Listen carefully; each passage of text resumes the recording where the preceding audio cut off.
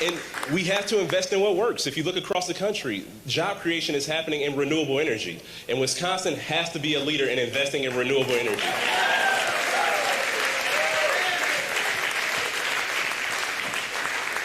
We can't continue just to pour billions of dollars into companies like Foxconn. And that's also, again, why we need to make sure that we have strong leadership. And I'm so proud to also be running with Sarah Godlewski because, you know, I don't think anybody in this room has ever been excited about a treasurer's race before this year.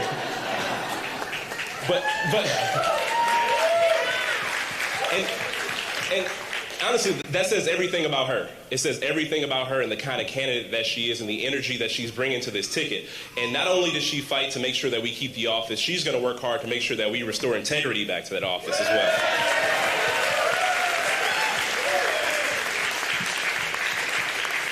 So everyone in this room, I know many of you have early voted, many of you have the plan to vote tomorrow, but we have to make sure that we drive turnout to historic levels. We have to talk to our friends, our family members, our neighbors. We have to talk to everyone. If you've talked to all of them, it's time to start talking to strangers on the street. Anyone you come in contact with, you need to be trying to get them to the polls tomorrow, because that's how we're going to win.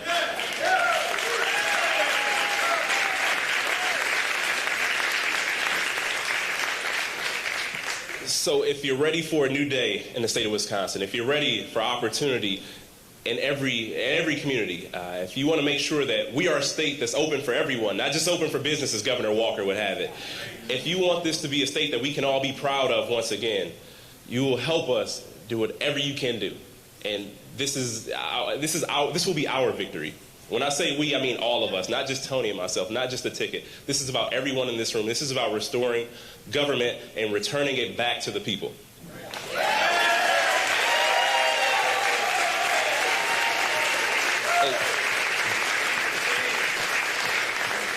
And it is definitely time for a change. I'm ready for it. I know you're ready for it. I know we're all ready to send Skywalker packing. I know that we are ready for Tony Evers to be the next governor of the state of Wisconsin. And as much as we need change in the state of Wisconsin, there is always an outlier. There's always one thing that I'm just okay with being the same, and that is my U.S. Senator.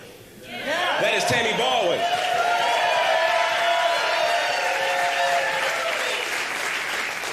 I had the honor of being on the ballot my very first election in 2012 with Tammy. I'm so honored to be on the ballot with her during her re-election here in 2018. And she has been a champion for us. She has fought for us, not the special interests. And again, like I said, we're not going to talk about all the things going wrong, but you do not want her opponent to go to the U.S. Senate.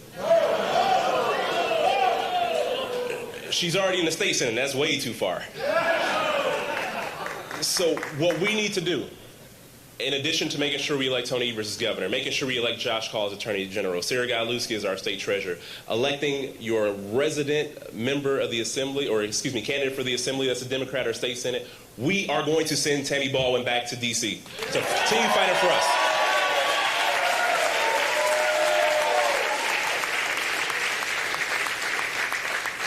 So if you're ready for a change but still want to keep this the same as I am, you will join me in welcoming my senator, your senator, our champion in Washington, D.C., Tammy Baldwin, everybody.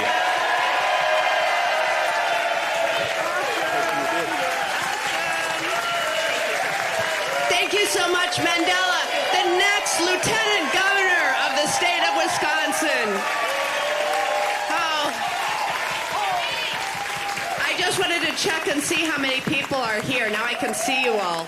That's excellent. You're awesome. Oh, wow. Thank you. Thank you.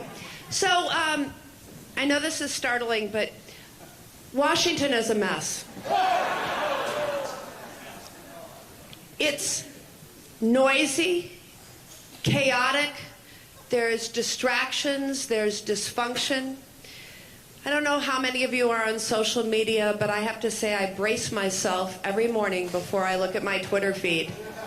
What could he have tweeted in the wee hours of the morning that might take up the news cycle for a couple hours, a couple days, a week?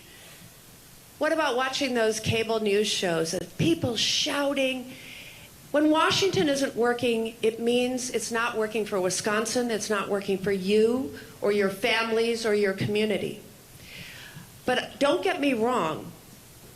I want you to know that Washington is working pretty darn well for one group: the wealthy and the powerful special interests. And I offer you as Exhibit A, probably the best example we've seen in years, is that tax measure that passed late last year. They told you, the proponents of this thing told you that it was going to be for working people in the middle class. 83% of the benefits over the life of this bill are going to go to the top 1% on the individual side, and mega corporations, multinational corporations on the corporate side. Just catch this one. One company, ExxonMobil, one company will get a bigger tax break in the first year of this bill than every Wisconsinite combined. Every Wisconsin individual and family combined. How can you talk about that as a tax cut for the working people or middle class? They also said it'll pay for itself. And it is hard to make a $1.9 trillion mathematical or estimation error. But that's what they did, unless they just weren't telling the truth, right? And they're going to say, wait, don't worry about the fact that the breaks don't go immediately and directly to working people in the middle class. And don't worry that it's not paid for. It'll trickle down. Well, most of the breaks have been used for dividend payouts and stock buybacks. It is not indirectly helping raise wages of the very workers who made the profits, right? Workers have to have a bigger say in corporate governance, I might add, as an aside.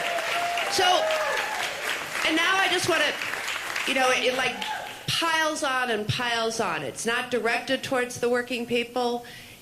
It's not trickling down for working people. And then this price tag, this $1.9 trillion price tag that Mitch McConnell, the Republican leader in the Senate, noticed last week when they said that the deficit had gone up 17%.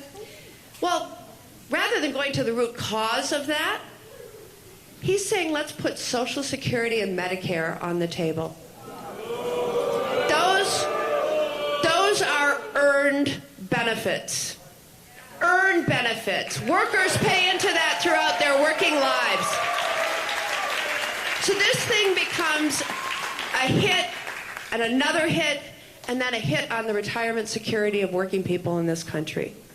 Now, I make this point, and I told you more about the tax bill than I intended to. I make this point because when Washington isn't working for us and it's so chaotic and it's noisy, it doesn't mean that some people don't make out pretty big. And the tax bill is exhibit number one. They hired, and always do, an army of lobbyists to get their way, to rig the system, to try to pass legislation that serves their profits and their interests, right? I've seen something in the past 2 years that I hadn't seen before, and that's their engagement in elections. Same folks, but instead of hiring lobbyists to talk to elected officials, they're trying to buy senators and governors and others to do their bidding. Now, I know I'm in Madison, so when I say this, it might surprise you a little bit, but the Koch brothers network funded a super PAC that throughout the course of this campaign has spent $14 million trying to defeat me. Now, the reason I say this may surprise you is because apparently even the Koch brothers are smart enough not to buy in this media market. But join me in Green Bay or Wausau or La Crosse or Eau Claire or Milwaukee, and they will say, my gosh, Tammy, you are just being bombarded with these ugly and negative messages. And it happened before I even had an opponent. And I kind of asked my colleagues in the Senate, can you tell me how you run against a super PAC? I mean, I haven't figured this out.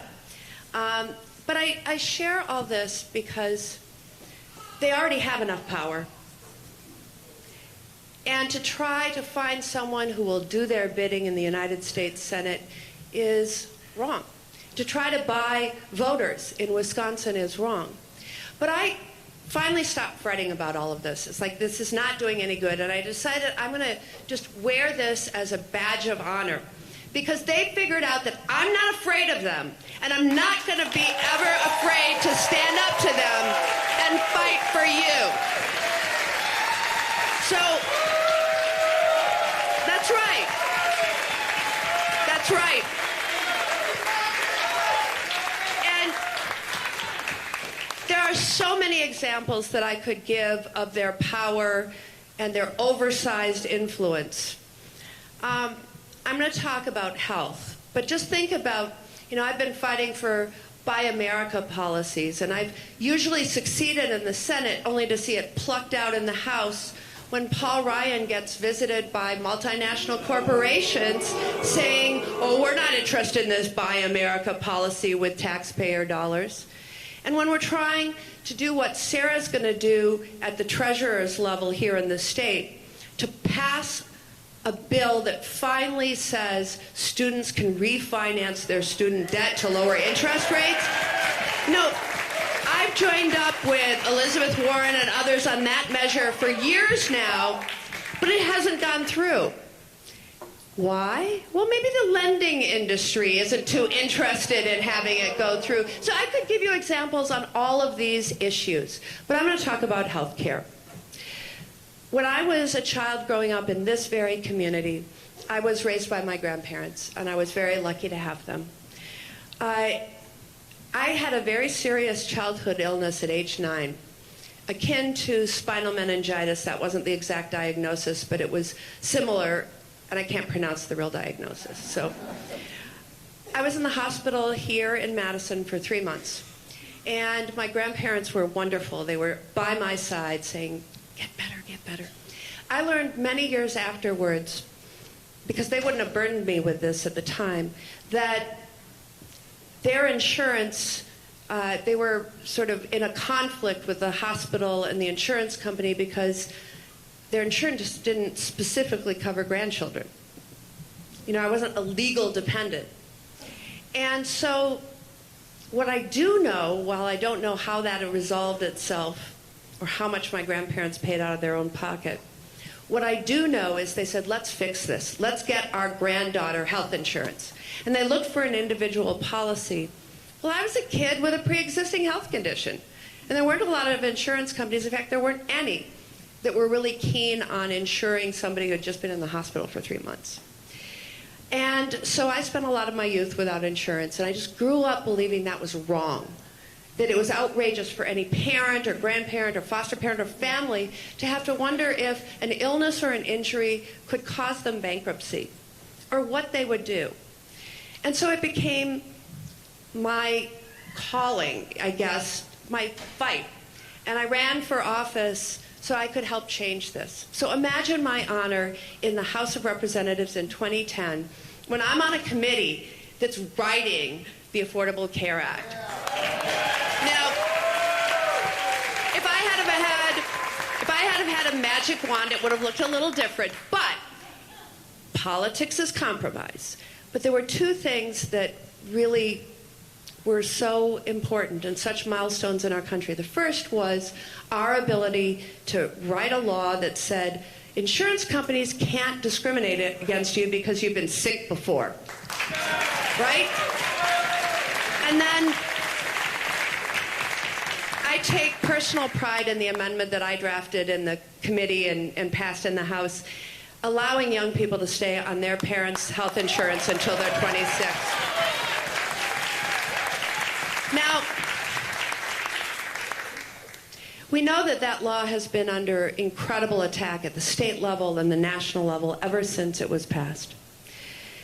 And I want to tell you Jenny's story to let you know what the threat is, but also what the hope is.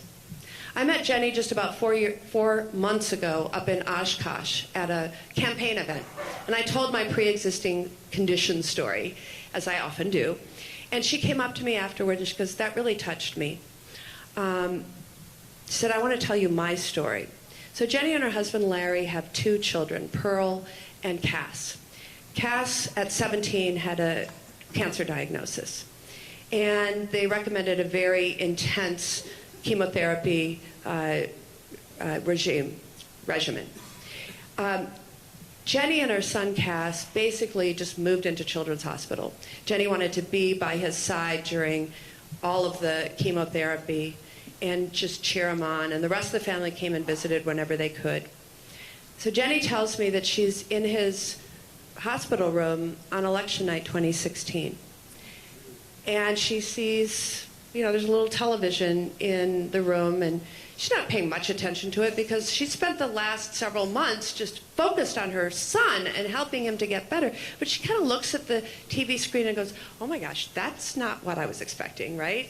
The polls said different outcomes. So she's watching the Wisconsin results come in, and then she sees, race declared for Donald Trump. She's like realizing that Donald Trump was going to be the next president. And she told me that she just burst into tears. She was terrified. But she and her husband Larry have health insurance.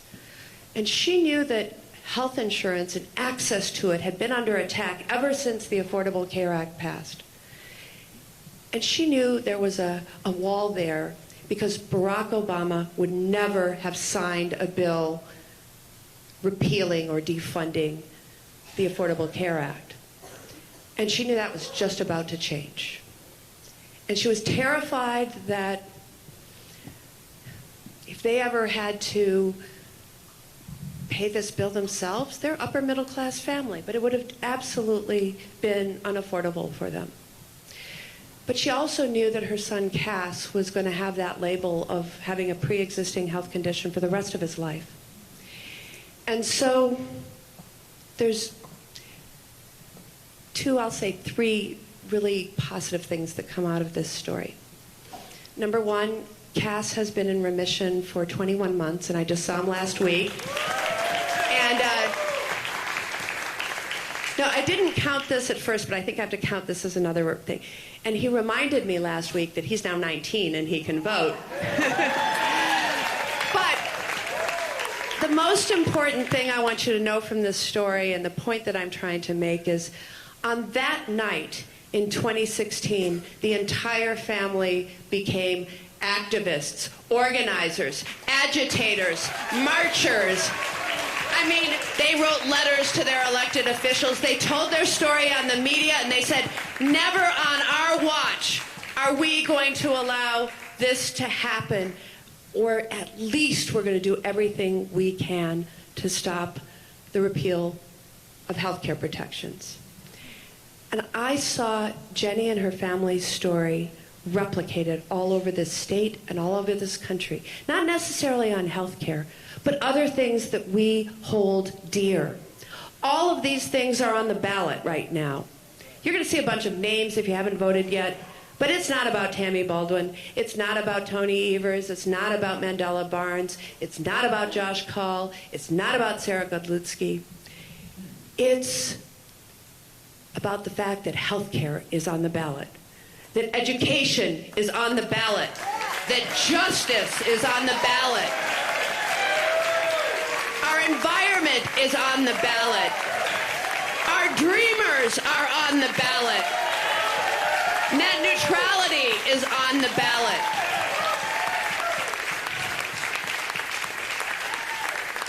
And families like Jenny are going to elect their champions, and they're going to do everything they can to not elect their obstacles. I want to end by welcoming on the special guest because of a certain celebration we're having on election night eve. How perfect planning. Tony's mom. But I want you to know how important it is for me at the national level to have partners in the state. Partners at every level of government. I talked about health care. It's hugely important that I have someone to work with in the governor's office who's going to expand Medicaid, who's going to show leadership and get us out of that terrible lawsuit. It is so important to me to have partners at all levels. So as Sarah said, vote from the top of the ticket to the bottom of the ticket. Get anyone you know who hasn't voted out. It's all about turnout. And join me in welcoming the next governor of the state of Wisconsin, Tony Evers.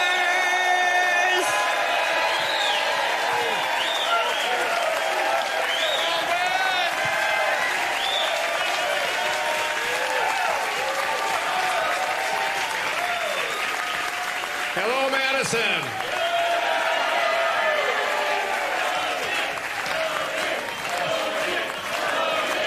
Hello, Madison.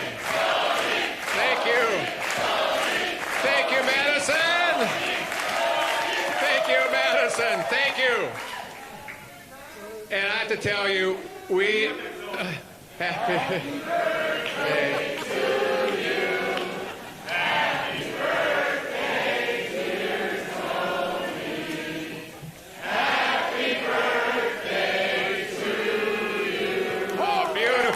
Beautiful. And Mandela and I are now 49 years old. So, first of all, I just have to say this about Tammy Baldwin.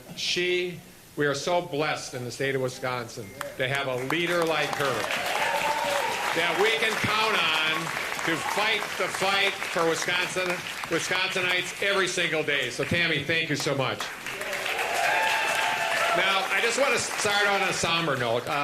Many of you know Phil Neuenfeld, who passed away last night, a real leader of the union movement and the labor movement in the state of Wisconsin and across the country, passed away, and a very close person to my campaign and all the other campaigns that you're here tonight. So, moment of silence for Phil.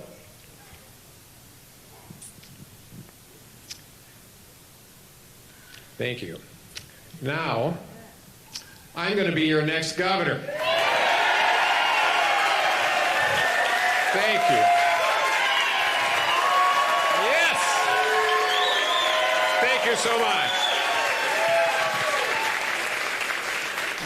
A lot of things to talk about, and I know you've been standing a long time, so I'll kind of cut to the chase here. But we've been on a six-day bus ride all across the state. I think about 1,600 miles. I can't even remember. We've crisscrossed the state several times. And yes, as I think it was Sarah talked about, we hit every freaking Scott hole in the state of Wisconsin. Every one of them. I'm so glad to have this over. But the good news, we met great people just like you all across the state of Wisconsin, and it's a true pleasure. Now, I just want to say up front, we talked about a lot of things that are on the ballot. And I know if you look down the street at University of Wisconsin-Madison, you see all the cranes, you see all the young people, you see all the good things that are happening.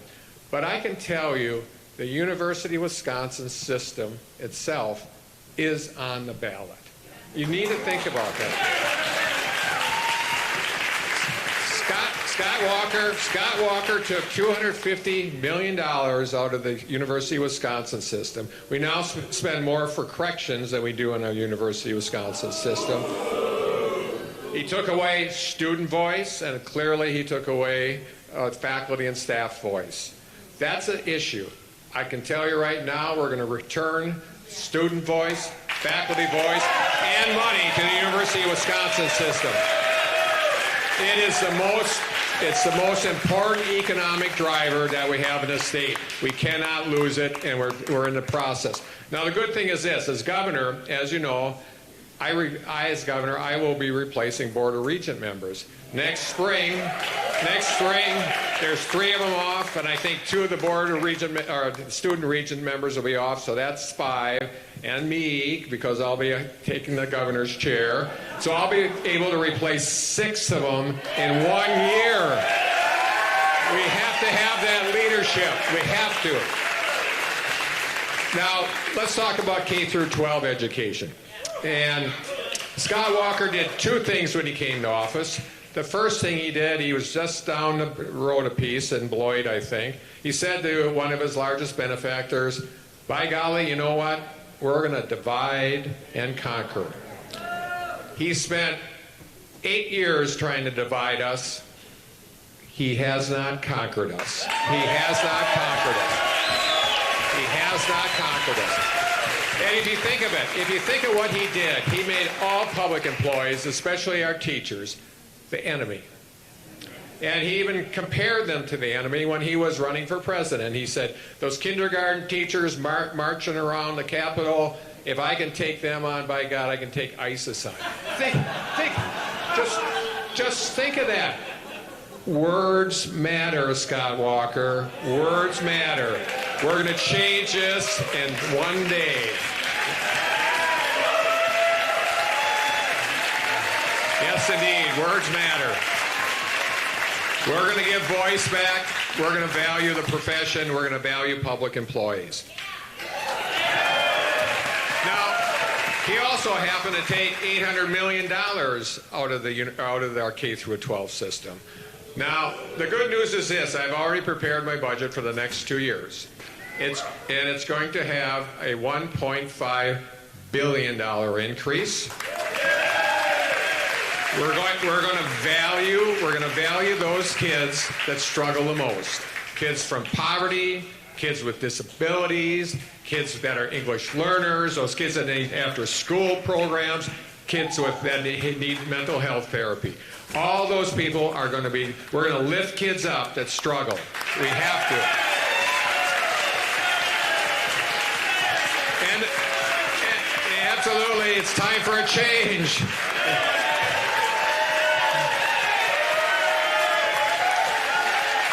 And the good news is this. The good news is this. In the past, I'd prepare my budget, and all my good friends from the department who are here, and we hand it off to Governor Walker, and he would throw it away. This time, I get to hand it to myself as governor, and we're going to give it to those great Democratic legislators, and we're going to fully fund our schools.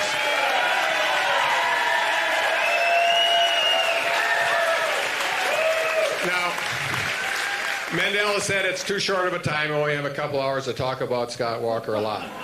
But I just have to tell you, think about what's happened with him over the last couple of weeks. He's had 4 of his top lieutenants, people that he vested, people that he vetted, people that were providing him advice and counsel, leading large state agencies. They're no longer with him. Unlike with President Trump, when his people leave, they go anonymous.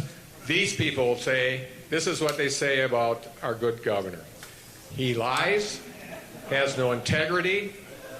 He puts his own political ambitions ahead of the people of Wisconsin. Think about that. And then they endorse me. How about that? How about that, Scott Walker? It's time for a change. Now, we just have to think about that, how that played out. Scott Walker ran for president. And I can tell you, I am never going to run for president. Never. So what he does is he decides, in order to be one of those 18 folks that were on the stage with him, he had to be against the Affordable Care Act. So he goes on the road, tries to become president, spends $30 million in 6 weeks, and gets 0.5% of the vote in Iowa. Now, that would be laughable, and it is. But think of what happened when he came back to Wisconsin. He did not take the money that we need from the federal government that would have given us an affordable and accessible health care system. He said, no way, we're not taking that. His political ambitions and what he did to the people of Wisconsin, it's half the price for the Affordable Care Act in Minnesota than it is in Wisconsin. Think about that, because of his political ambitions. The good news is this. We're going to take that Medicaid money. First thing we can do. Absolutely.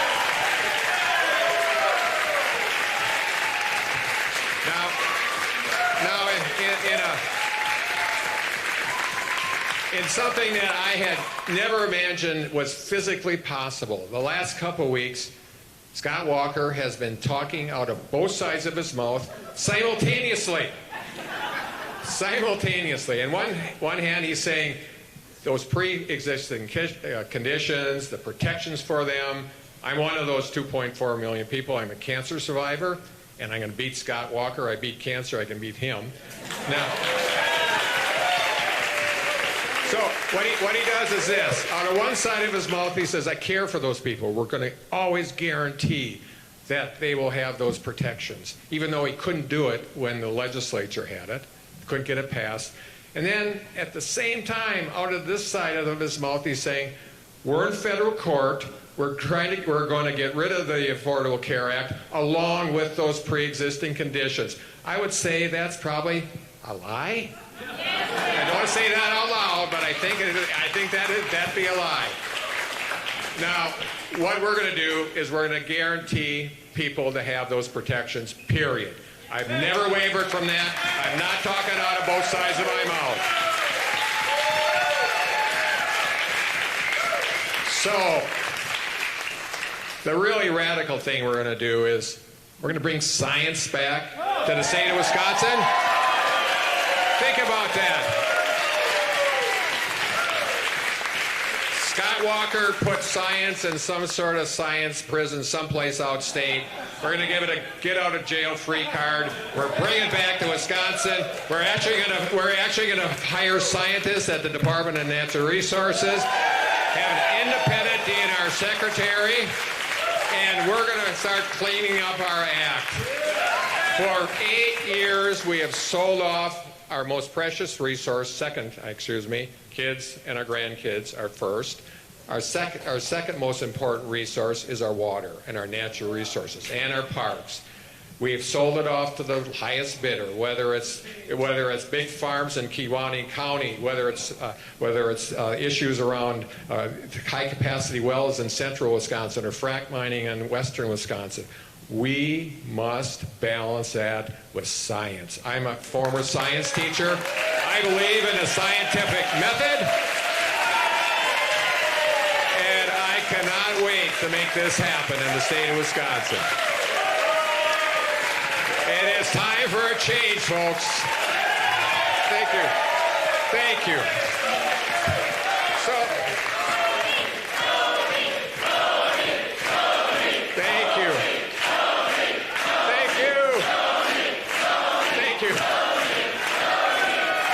We're going to win tomorrow. Oh, you need some help, Davy. We don't want anybody on fire here. We got the fever, but we don't have fire. All right. Well, what the hell? We're going to win tomorrow.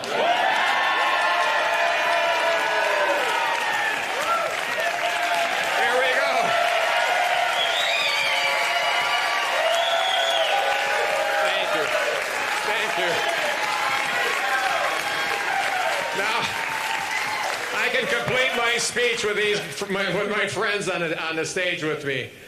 I can tell you that this is such an important election, and we are going to take on these issues not because they're Democratic issues, not because they're Wisconsin issues, because they reflect Wisconsin values, which our governor does not. Period.